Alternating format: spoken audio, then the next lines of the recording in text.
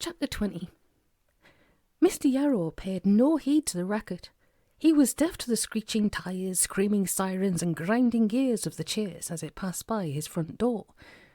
The youth employment officer was taking a bath, and he was in a merry mood. He sang loudly as he de-waxed his ears with the pointy end of his loofah.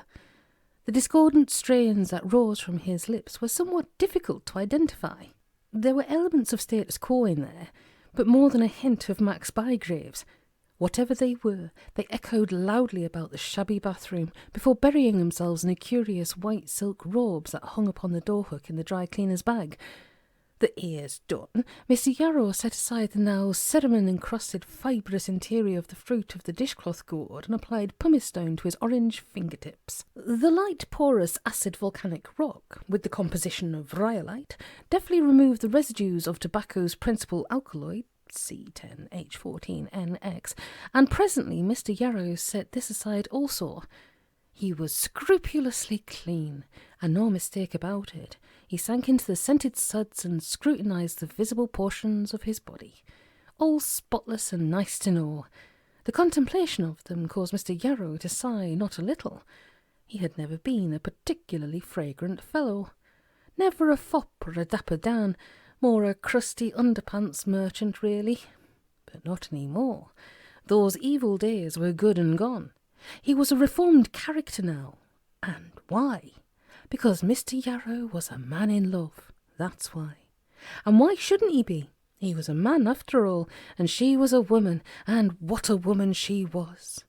Oh, Roellen, Delilah of the double eggs, chips and peas, Our Lady of the lissom legs, Roellen Ridout, cafe proprietress. Down, boy, Mr. Yarrow told his well-scrubbed member as it raised its head above the water. Not yet. Mr. Yarrow sank lower and luxuriated. Tonight he would see her, and tonight he would declare his love. Tonight. During the ceremony, when he and all the other local Wiccans assembled before her, their high priestess. This very night, at the drawing down of the moon and the whipping off of the wife-fronts, at the bear scurry dancing, on top of Star Hill. On the top of Star Hill, on top of the copper map, on top of the concrete plinth, on top of the mortal remains of the Reverend Matthew Kemp, sat Tuppe.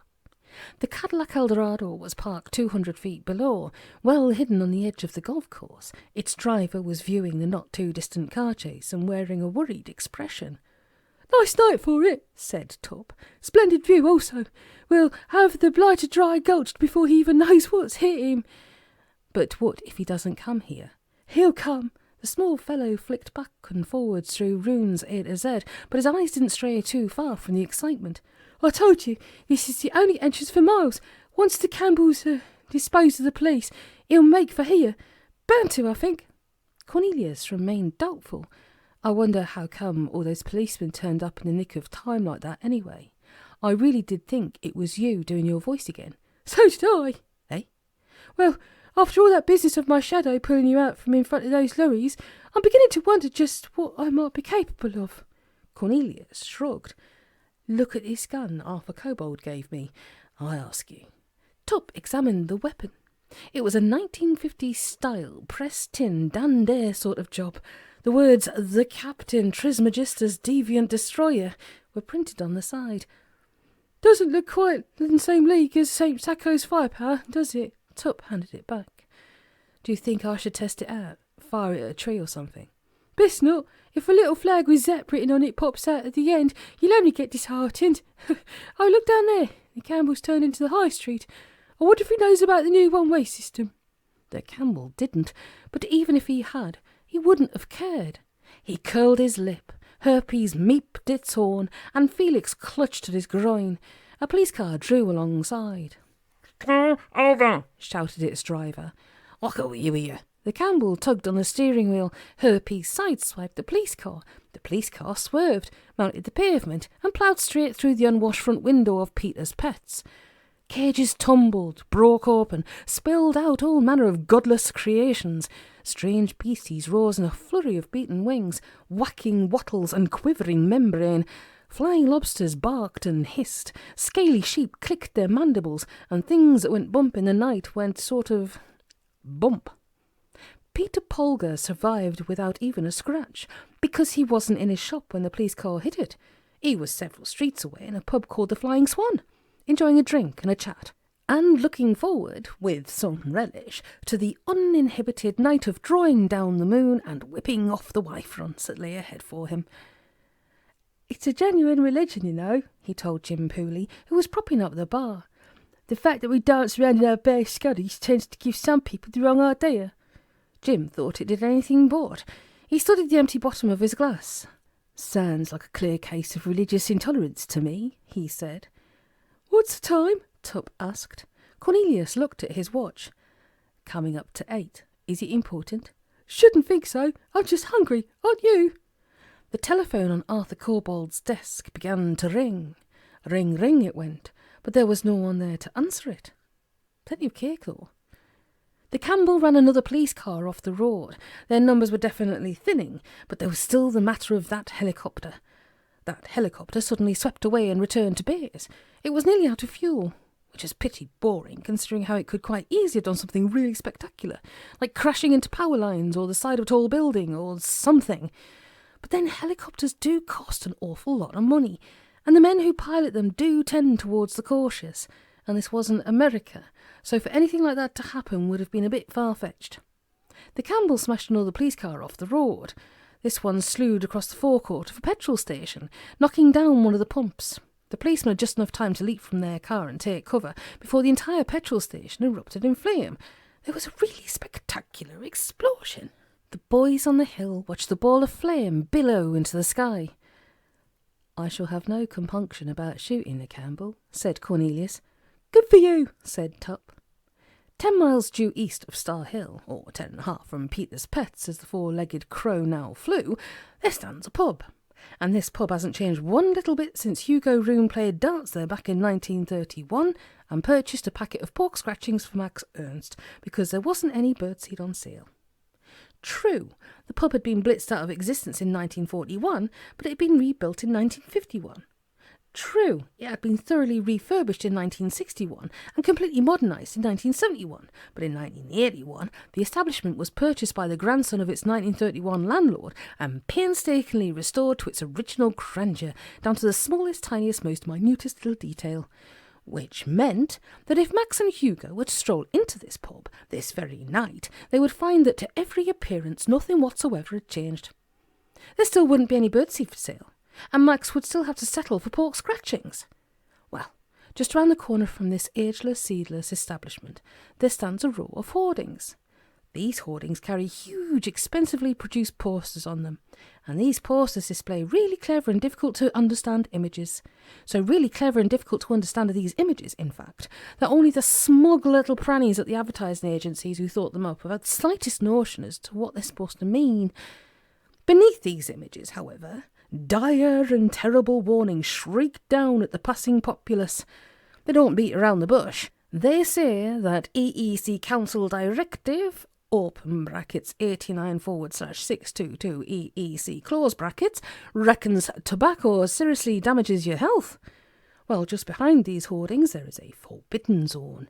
It's not a particularly big one, about half-mile square, well camouflaged though, and it can't be seen from the air. To its mysterious denizens, it's just another suburb, the only obvious difference being that this one has an old blocked-off tunnel entrance with a weed-grown track leading from it. A retired tomcat sleeps upon this track. It is dreaming of Virginia Rap. And when the old blocked-off tunnel entrance suddenly bursts open, the retired Tom gets one hell of a start. Lightning arcs into the sky, coloured lightning, unearthly coloured lightning, and something quite horrendous rears into view. It's hard to describe because it's moving so fast, but it looks like some kind of train, and it's got a definite steam on and lots of sparks flying from its wheels. It rips right through the hoardings and out into the street. It looks like trouble. And it is trouble. It's the train of Trismegistus. Yabba dabba doo, it goes. "Did you see that?" Tuppe pointed away towards the eastern horizon. "Lightning! Perhaps there's a storm coming." "Oh, I do hope so." Cornelius made a bitter face. "Have you decided what you're going to buy yet?" "Buy? With what?" "With all the golden booty from the forbidden zones that you'll be helping yourself to once you've disposed of the Campbell and got back to your old man's ocarina." I thought I'd start with the Old Kent Road, then Whitechapel Road, King's Cross Station, and the Angel Islington. Just sort of work your way round the board, eh? That's it. On the way I'll house all the homeless, feed all the hungry, and see to it that every aspiring writer gets 1,000 biros a week. For life. How does that sound? Very generous. What a nice fellow you are. Thank you very much. Don't mention it. What about you? What about me, what? What are you going to do with your share? Naturally, half of all the booty comes to you. I thought I'd just waste mine on riotous living. I thought you might, of course. If the Campbell doesn't show up and I don't manage to dispose of him and get my daddy's ocarina back... He'll come. Trust me, Cornelius. He has to come. He has to come here for the final big, dangerous, exciting, epic confrontation. What time is it now, by the way? Somewhat after 11. He's not coming. Let's go home.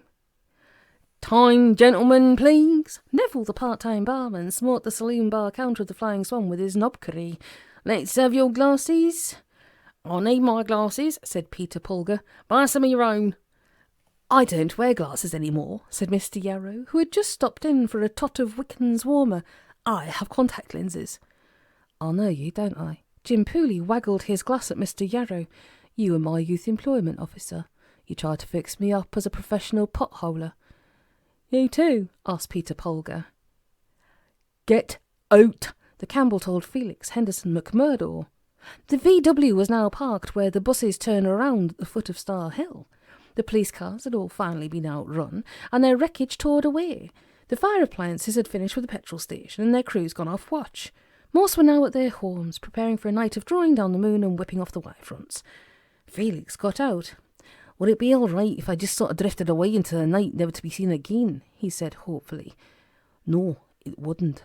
What is that funky smell, by the way? Felix fingered his sodden trousers. I didn't do it. The Campbell lifted the VW's bonnet. Get in, he said. On top of Star Hill, and now hidden in the top of a tall tree, Cornelius Murphy and his best friend Tuppe were sitting uncomfortably. It's getting really dark now, isn't it? Tuppe clung miserably to a lofty branch. I think we should turn it in. There's a nice full moon. We'll wait a bit longer. But there haven't been any explosions for ages, and there's still no sign of the Campbell. He'll come. You said he would. Well, what do I know? Let's go home. No. Hold on, I hear something. And indeed Cornelius did. It was a distant sort of something, but it was growing closer. It sounded a bit like voices. It sounded a lot like chanting voices. It was chanting voices. Tuppe strained a small and shell-like. Oh no, said he. What is it? Chanting voices. Very amusing. Wickens, said Tuppe. Up here. Tonight. Oh dear. Tuppe's head bobbed about amidst the leaves. They dance about in their bare scuddies. You know, I wonder who the High Priestess is this week. Tuppe, we can't have them here. Climb down and tell them to go away. Tell them the hill's closed for repairs or something. Not me. Tuppe shook his head vigorously. Do you know how many Wickens there are in this neighbourhood? Couple of dozen. Couple of 100 more like. What? Cornelius took to chewing his fingernails. Well, it's a genuine religion, you know. In fact, that we dance round our bare scuddies tends to give some people the wrong idea. We? Cornelius spat out a mouthful of fingernails. We? Hugo Rune wrote a long and erudite monograph on the subject of shape-shifting, and it would appear, from accounts given by his various biographers, that the great thinker and mystic was not averse to a bit of it himself every once in a while.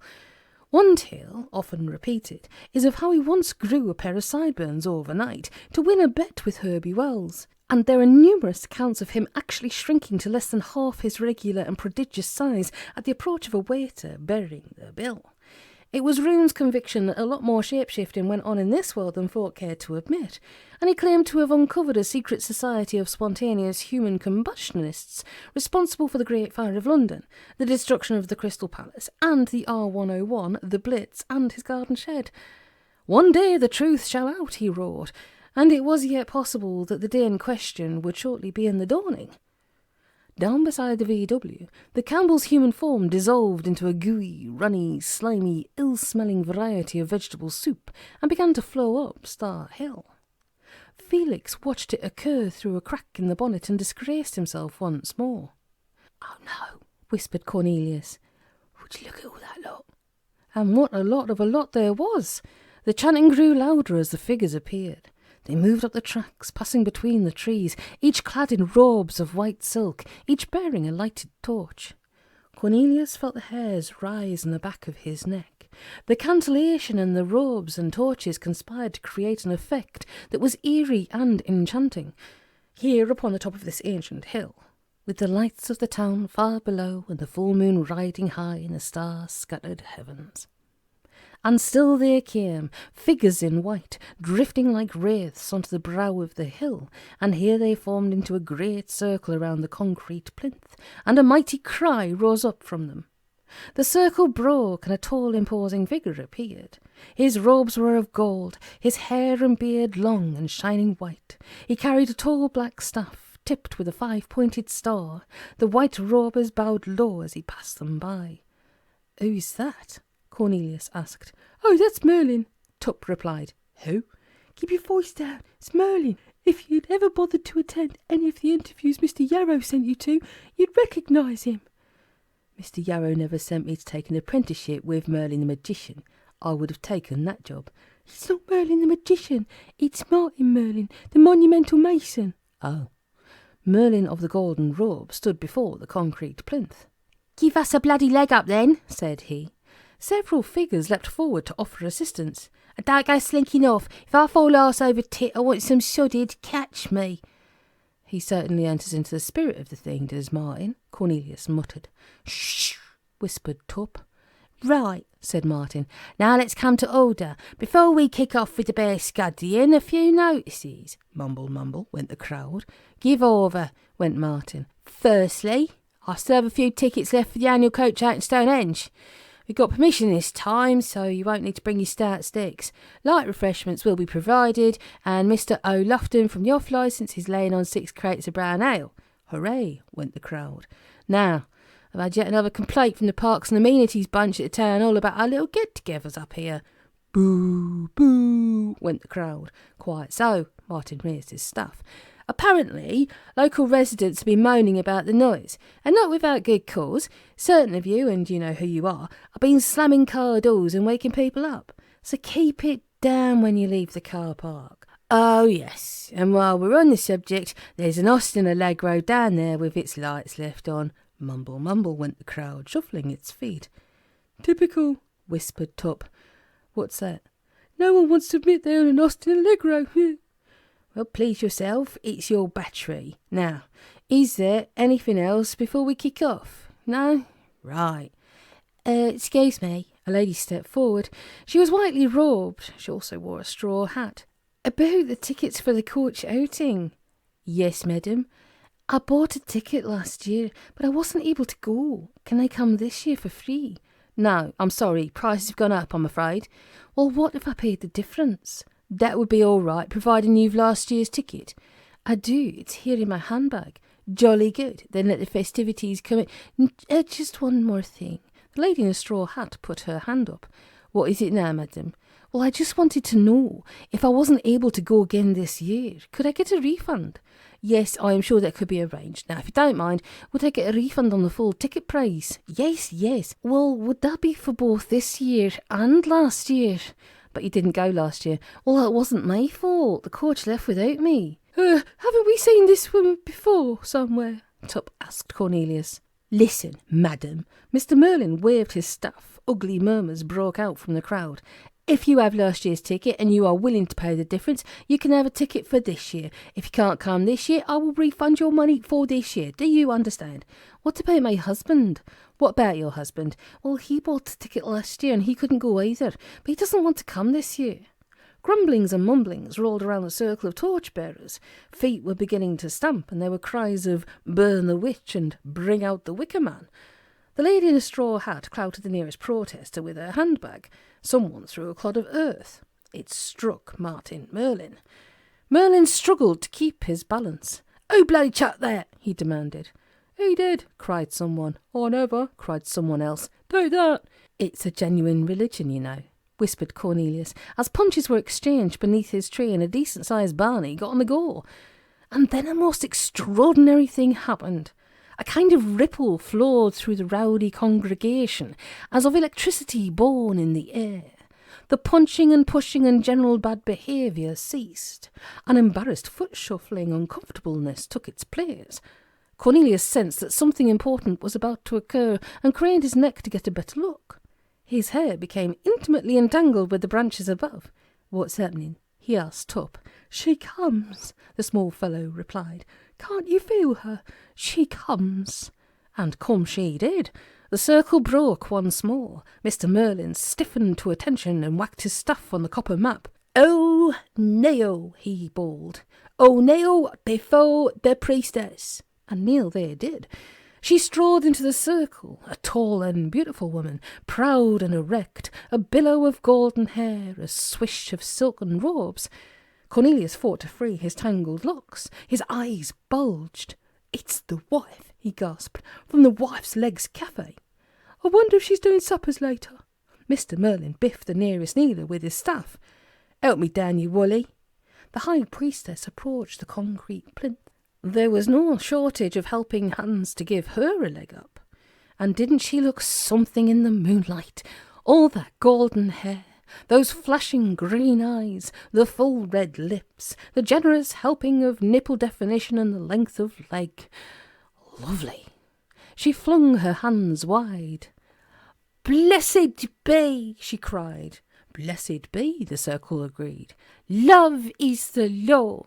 Love under will." The high priestess crossed her hands above her breast. "I am the manifestation of night, the continuous one of heaven. I am the blue-lidded daughter of sunset, the naked brilliance of the voluptuous night sky. I am the queen of space." "Oh yes," Cornelius agreed. "You certainly are."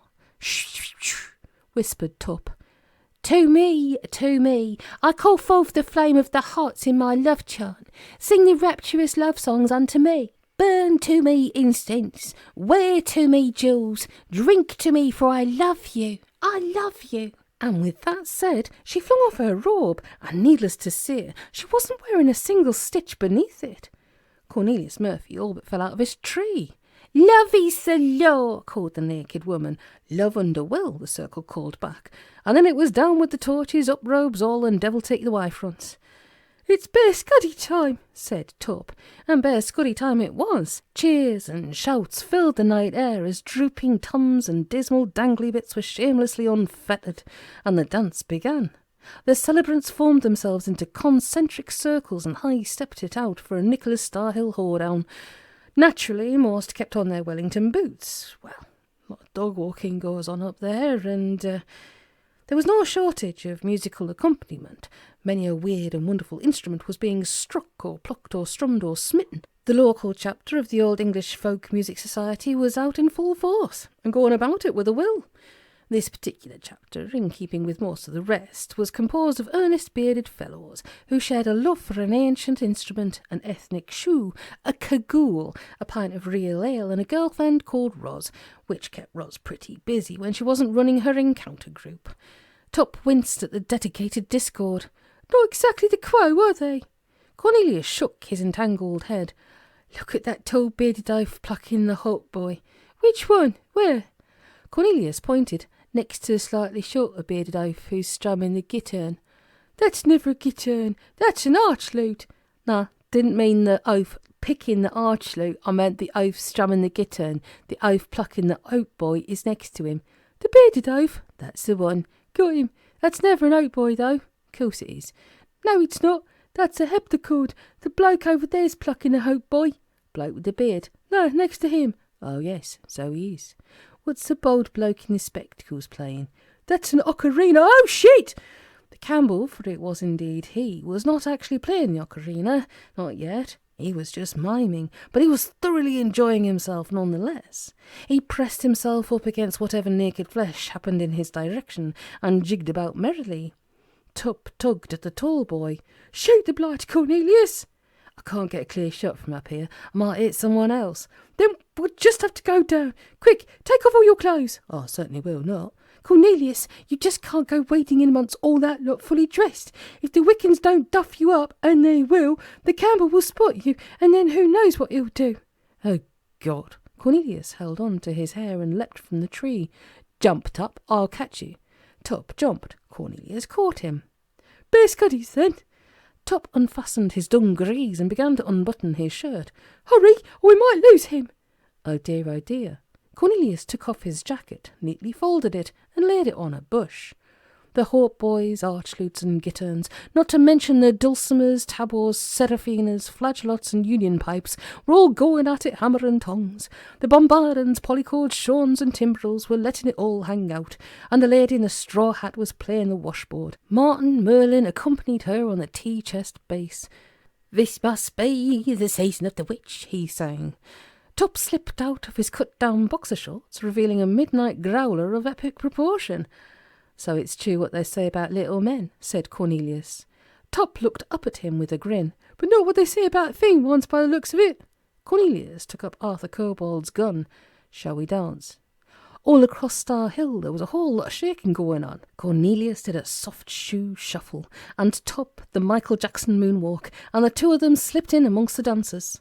Cornelius manoeuvred his way through the bacchanal. He ducked and dived and bobbed and he bopped, and did his best to keep the Campbell's baldy head in sight. Cornelius held the pressed tin gun straight down at his side. His plan was simplicity itself. Circle around behind the Campbell, stick the gun in his back, dance him away to a nice quiet spot, and execute him. It was quite an appealing idea, and Cornelius knew it. Dance him away to a nice quiet spot and execute him? What on earth was he thinking about? He couldn't put a gun to the head of a naked man and squeeze the trigger. It was unthinkable. It was unspeakable. There had to be another way, and one that did not involve him in cold-blooded murder. But then was it really murder? After all, the Campbell was not actually a human being, although he did look all too human now. But he wasn't, and Cornelius knew it. The Campbell was a dangerous deviant. He was not a he was an it. But that didn't make Cornelius feel any better, because when you get right down to it, what was the Campbell being executed for? What had he done to warrant the death penalty? He'd done a bit of kidnapping. He'd done a lot of kidnapping, and there'd been a great deal of violence and mayhem. The Campbell was a regular berserker, but was he a murderer? Cornelius had no proof that he was. No real proof. And even if he had, would that make matters any easier? No. Cornelius told himself. It would not. I've been manipulated throughout this entire affair, and I'll be manipulated no longer. I shall deal with the Campbell in my own way, because sud it, I am the stuff of epics after all.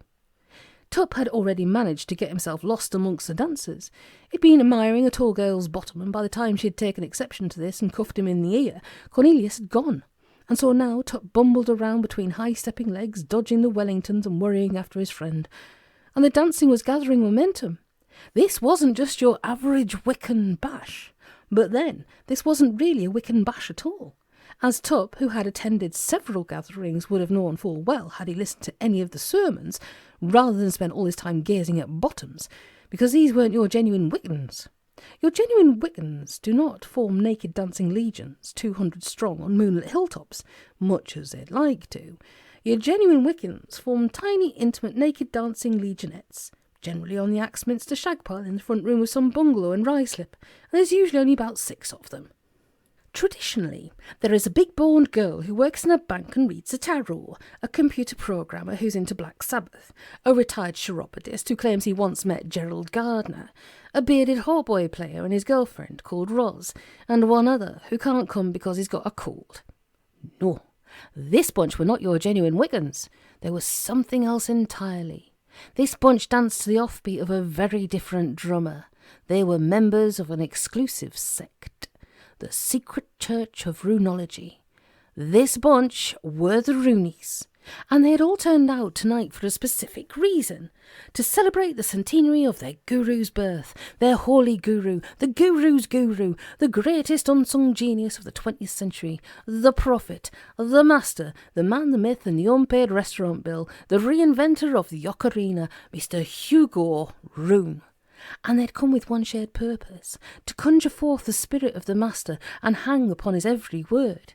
It was the way he would have wanted it. Cornelius ducked and dived and bobbed and bopped. The Campbell's head came and went in the frenzy of waving hands and leaping bodies. But Cornelius didn't seem to be making much progress. There were too many people. It was very frustrating. The Murphy set his jaw to an attitude of determination and pressed on. The music, the instrumentation, the songs, howls and hoots seemed now to be taking a definite form. A steady rhythm was growing. Though loose at first, it fell in upon itself from many disparate directions. The hand-clapping and foot-stomping drew a regular beat. 1 and 2 and 1 and 2 and Cornelius found himself falling in step with it. As he followed the Campbell's bobbing head, he did it now in time to the beat. This made it a little easier, but not much, and then not at all. Cornelius lost sight of the Campbell.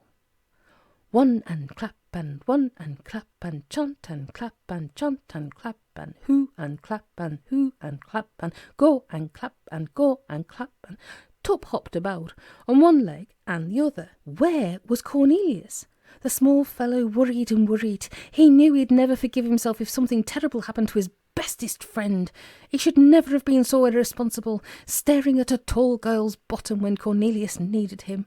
He should be ashamed of himself. He was ashamed of himself. I should put tall girls' bottoms behind me forever, vowed Tuppe. Smack went tall girl's hand. Stop staring at my bottom, she said. The dancers now took to leaping up and down, paw-going like crazy fools, and the chant now resounded across the moonlit hill. Hugo, it went. Hugo, Hugo, Hugo. Hugo, went Cornelius. Hugo, went Tuppe. Hey, Hugo, cried the high priestess on the concrete plinth, the lady of the legs. Hugo! She clapped her hands again and again. Hugo! Once more there came that electricity in the air. Something was about to happen. A very distraught little Tuppe peered all about. He could see nothing but leaping legs. Cornelius, where are you? I'm here. A hand dived down and scooped up the Tuppe. Thank goodness, sighed the small fellow. I thought I'd lost you. Oh no, the Campbell shook Tuppe vigorously by the throat, but I really thought I'd lost you, you wee bastard. Hugo, went the crowd. Hugo, Hugo. Hugo, Hugo, mouthed Cornelius. What is going on here? My children, cried the high priestess. My children, hear my words. The music and the chanting and the leaping ceased. The celebrants panted and wheezed and coughed. Most of them really weren't up to this kind of lark anyway. Let go! The Campbell's hand clamped across Tuppe's mouth. Shut it, whispered Evil Jim, or I'll snap your head off. My children, tonight is the night. Our night, his night. His night, intoned the celebrants. Although he is gone from us, he will return. His wisdom will open the way for us all. The scales will drop from our eyes. The hidden truths will be revealed. The ultimate truths. The ultimate truths. The tall boy gazed over the heads of the not-so-tall. The high priestess continued. She still had no clothes on. The master will be returned to us, to we, his followers. Tonight he will speak from beyond, and we will bear his wisdom to the four corners of the world. We shall be the voice of Rune. We shall carry his word. We shall reveal all. Oh, yes, said Cornelius. Oh, yes, yes, yes. Oh, no, growled the Campbell. Oh, no, bloody no. Went Tuppe, which meant help. Oh, yes, the naked lady on the concrete plinth raised her hands once more to the night sky. By the power of our collective will, so shall we conjure forth his spirit. We must concentrate our energies, marshal our thoughts, crystallise them into positive forces, direct them and cast them to him, cast these charged thoughts to the master, cast them right down our nostrils like snot. Oh, no, you bloody well won't. A baldy-headed, bespectacled, shortish, beefy, naked kind of a body shouldered its way through the crowd and glared up at the high priestess. He wore an ocarina strung on a piece of string around his neck and carried a big gun in one hand and a small dwarf in the other. You'll do nothing. Get down from there. Blasphemy! Cried the crowd. Beat the blasphemer with a big stout stick. The Campbell turned upon them. Vice squad, he shouted. You're all under arrest. Now this did catch the crowd with its proverbial trousers down. The celebrants took a step back, then made a pause, then took a menacing step forward, then another back. They just weren't sure. Vice squad or blasphemer? Difficult decision. Several magistrates and a couple of genuine members of the vice squad eased their way from the crowd and made off quietly to their rusting allegros. The crowd took 2 paces forward, then another one back. Stop that dancing, the Campbell demanded. Stand still and put your hands up. Excuse me. A lady wearing nothing but a straw hat stuck her hand up and stepped forward. That's the way. The Campbell gestured with his gun. Both hands now. I wasn't putting my hands up. Well, I was putting one up. I just wanted to ask a question. Ask a question? What question? Are you really a policeman? Plain clothes, the Campbell sniggered. Nobody else did. Oh, good. Then in that case, I want to file a complaint. I bought a ticket for last year's coach trip, but I wasn't able to go, so I asked the organiser if I could go this year for free. But he said I'd have to pay the difference, because prices were up this year, which was fair enough. But what I wanted to know is this. What? Well, if you're a policeman, why aren't you out catching real criminals, rather than harassing good, decent folk who only want to worship in the church of their choice? This is a genuine religion, you know. Just because we dance about in our bare scuddies, some people... Shut up! The Campbell fired his gun into the air. None of that was funny the first time round. The trouble with you people is you don't know what is funny, but we do. Me and my kind. We know a good joke, and you're it. How dare you? The lady in the straw hat made a fierce face. The Campbell made a much fiercer one. You, he shouted. All of you, this world of yours, your so-called society, your so-called history, your arts and sciences, it's all a big joke, a big game, a big laugh, and it's on you. Hold on there, cried the fearless straw hatter. You're not from the Vice Squad. I know what you are. Oh, no, you don't. Oh, yes, I do. Oh, no, you don't. Oh, yes, she does, called the crowd, glad to get a word or two in. Who is she, by the way? Asked Mr. Yarrow. He's that bloke, you know, Britain's #1 practical joker. The merry pranks to himself. He's Jeremy B. Oh, no, I'm bloody well not. Oh, yes, you bloody well are. Hey, yes, it's him all right. The lady pointed at the Campbell. See, he shaved his beard off. That's why I didn't recognise him right away. Come on, own up. Where are the hidden TV cameras? Hidden TV cameras. Now that really did get the crowd on the bubble. Collectively, it suffered the kind of crisis that Adam had suffered when he tasted of the fruit of the tree of knowledge. There was now a very concerted backing away. Faces and privy parts were being covered. Stay where you are, ordered the Campbell. Could I do my teacher's bass playing on the show? Martin Merlin asked. Don't be daft, Martin. The lady shook her head. Novelty musical acts are Esther. Jeremy's home videos of people falling off white plastic garden chairs and practical tricks. Tricks, is it? Roared the Campbell. I'll give you tricks. Here's one for you. Notice what I'm holding in my hands. In this hand, I have a big gun, and in this, a small, struggling twerp. I put the muzzle of the big gun to the head of the small twerp, like so, and then I... No, you don't. Cornelius Murphy stepped from the crowd. That's not what you do. What you do is this. Put down my friend, give me the ocarina, and go your way. I don't care where you go. It's not my affair. But that's what you do, and you do it now. You? You? The Campbell began to heave all about. There were strange comings and goings up and down his person. The crowd shuffled feet, stepped forwards, backwards and sideways. It was a confused crowd. It didn't know what to do for the best. See that? The lady in the straw hat pointed again. He's got a courgette instead of a willy. What a wag that, Jeremy. Now, said Cornelius, raising his gun. The Campbell shook his head. It was turning very lumpy. A veritable vegetable garden was sprouting. "Ugh," went the crowd, agreeing that a step back was in order, but only the one. I'll shoot the wee twerp. Then I'll shoot you. I really don't want to, but if you hurt my friend, I'll have no choice. Guns can't kill me, crowed Jim. This one can. Oh, no, it can't. Oh, yes, it can, went the crowd. Shut up. It's a very special gun, Cornelius explained. It's a Captain Trismegistus deviant destroyer. I don't think airfix do it. Trismegistus. The Campbell's flowering head rose from his shoulders and turned several times in the air. Put down my friend and give me the ocarina. The Campbell's head whacked back onto his neck, upside down. Ugh, went the crowd once more. And the Campbell turned his gun upon Cornelius. He let Tuppe tumble to the ground and gripped the ocarina with the free hand. You know I can't part with this, said the mouth in the forehead, but you know I must have it. The crowd looked from one of them to the other. This was the good old Mexican standoff. Members of the Old English Folk Music Society sought about in their repertoire for a bit of a suitable gunfight background. I bet all around my hat, a bearded fellow suggested. Give me the ocarina, Or else. Cornelius held his pistol in a steady hand. Or else what? The Campbell held his in a likewise fashion. If you use that gun at this range, you'll destroy the ocarina, but you'll be dead, of course. The Campbell mused upon this regrettable eventuality. His head rotated slowly and righted itself. This is true, he said softly, but then, without my father's ocarina, it's just a matter of time before they catch up with me anyhow. What did you say? I said they will catch up with me. Before that, you said your father's ocarina.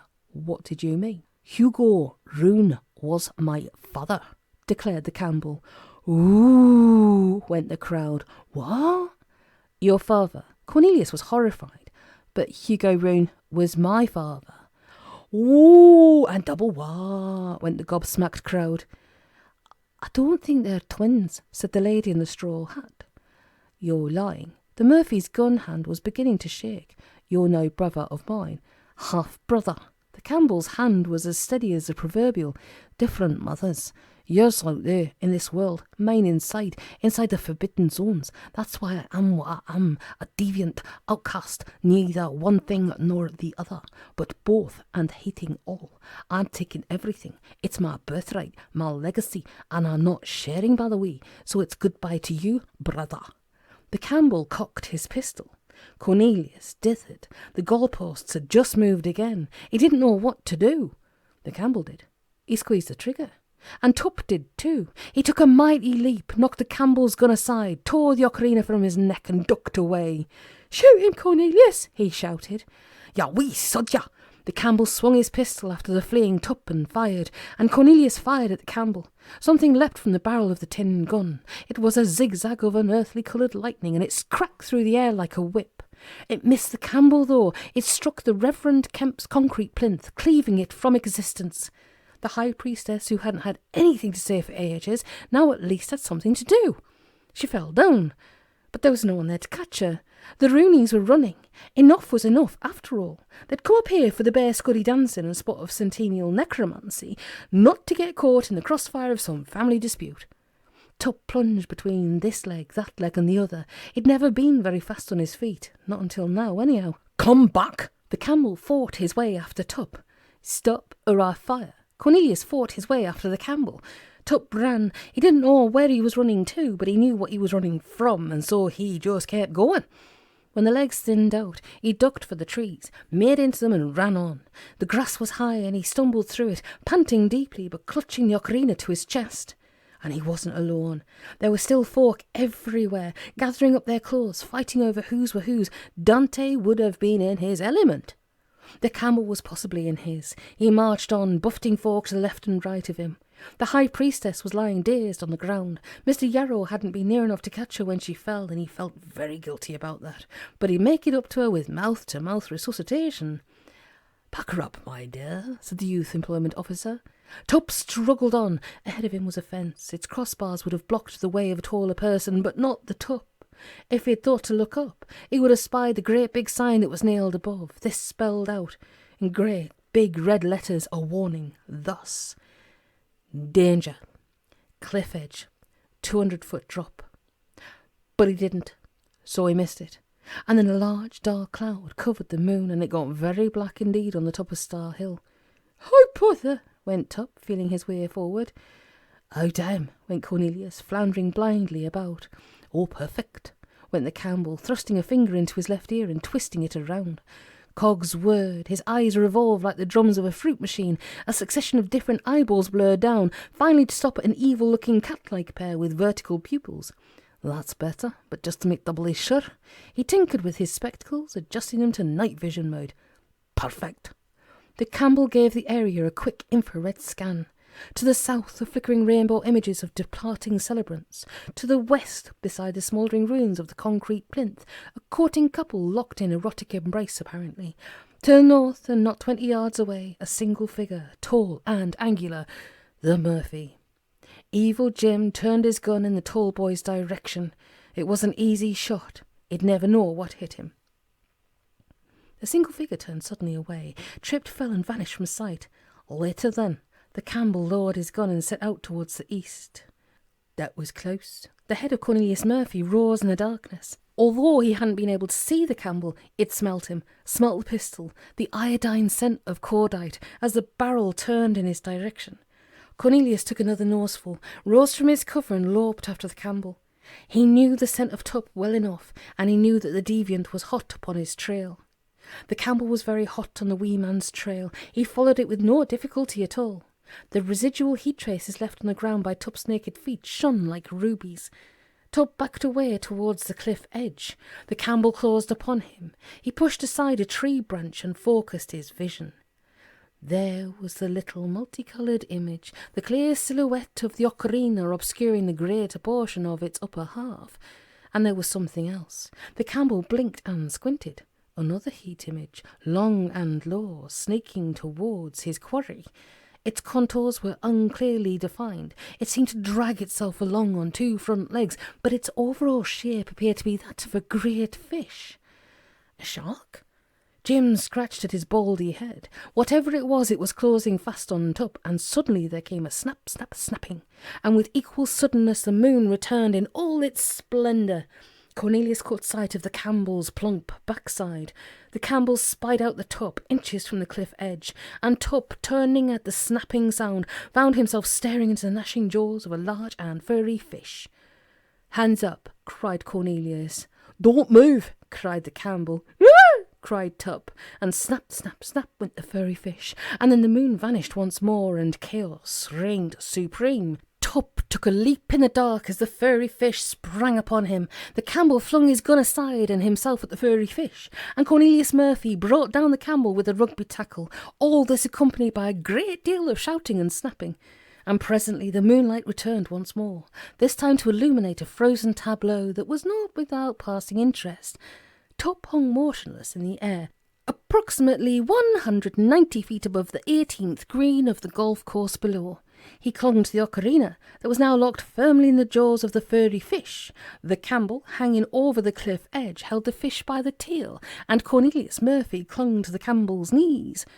"Tuppe, are you there?" Cornelius struggled to support the combined weight. "Cornelius, help me!" "Can you climb up?" "No, can you pull me up?"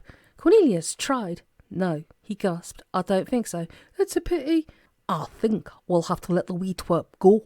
The voice came from the Campbell's left buttock, which now bore the features of his face, specs and all. Cornelius drew back in horror, but he clung on nevertheless. "Let him go, and I let you go," he told the grinning face. "I've still got the ocarina," called Tuppe. "Well, the fish and I are sharing it, actually." "Best hold on tight then, brother," said the horrid face. Cornelius slipped nearer to the edge. He dug his toes into the ground and strained for all he was worth. "Cornelius, help me!" "I'm trying." "I can't hold on much longer. The fish is dribbling on me." "He's a goner, bruv. Let's try and save the fish." The horrid face grinned evilly. "Where is my father?" Cornelius could feel his toenails splitting. "Our father, don't you mean? Where is he? Pull me up and I'll tell you." "Tuppe," called Cornelius. "Get ready to jump." "What?" "That's the way," whispered the face. "Lighten the load. Is my father still alive?" Quickly, the face began to laugh. "Jump, Tuppe. Trust me, and jump."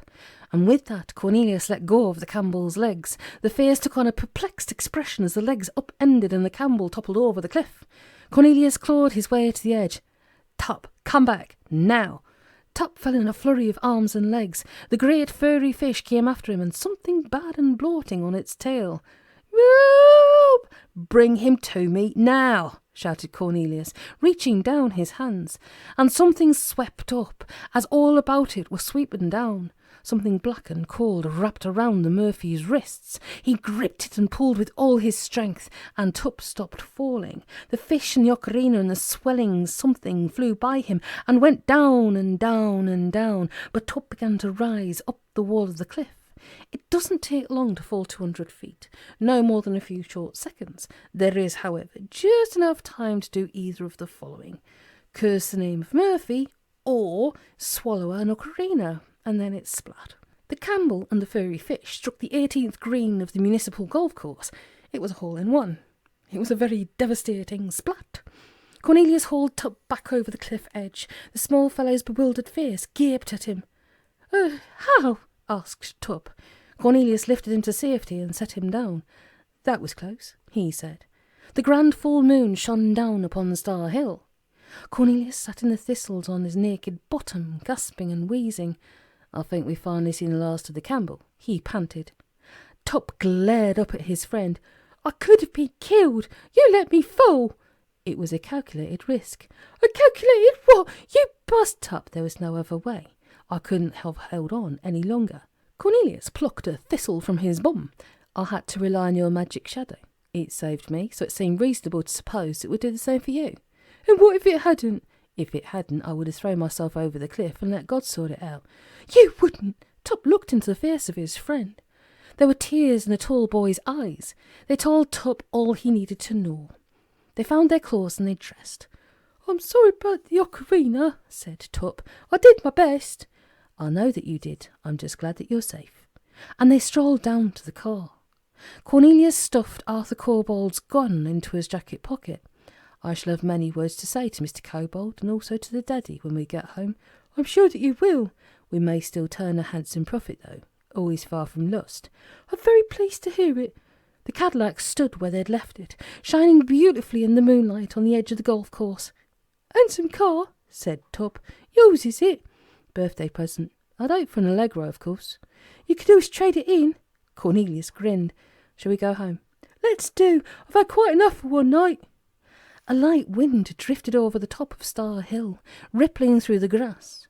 It turned the hem of a discarded silk robe or two, and lightly brushed the strings of a hautboy, or it might have been a gittern. It trickled little dust over the rim of a small crater, where a concrete plinth had recently stood, and the dust fell onto the soles of a pair of ancient clerical boots. "Hello," called a muffled voice. "Is it Judgment Day already? Hello? Hello?"